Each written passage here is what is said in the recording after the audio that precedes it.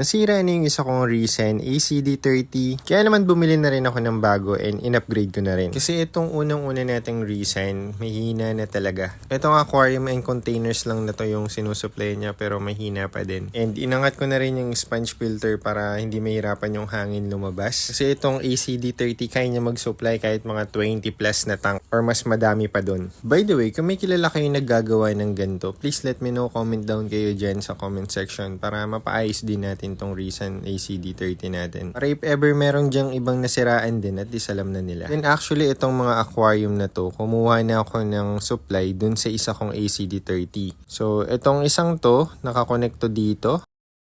So kahit malayo siya, malakas pa rin yung binubuga niya. So may problema na talaga yung luma. Itong binili ko is ACD80 naman pero Resen pa din. Bumili na rin ako ng air hose, air controller, tapos bumili na rin ako nitong galing sa China. Yung kasama sa package nito, plastic, parang ganito. So ito, at least ito meron ng controller din. So hindi na natin kailangan takpan pa yung mga hindi natin nagagamit. And the reason kung bakit ACD30 or battery operated na air pump yung binili ko, para if ever mawalan ng kuryente, still may supply pa rin ng aeration yung mga tank ko. Mas malakas na rin yung binili ko, ACD80 naman to. I think kaya nito mga 50 pieces na aquarium or sponge filter. Check natin kung nagana.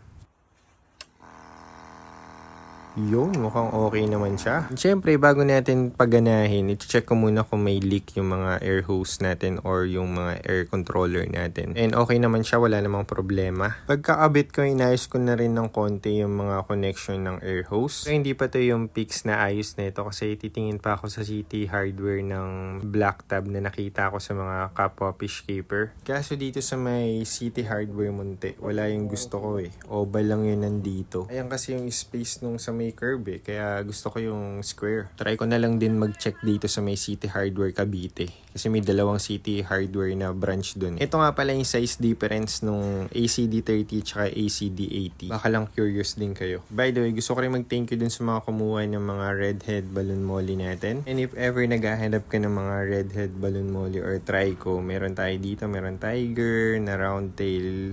Dito naman sa kabila, meron tayong round tail naman na trico. Another round tail na trico. This one naman is lyre tail na trico. This one is round tail na trico. And then yung last is round tail din. Meron din pala ako nito, sakura. And meron din tayong ganito, lemonade.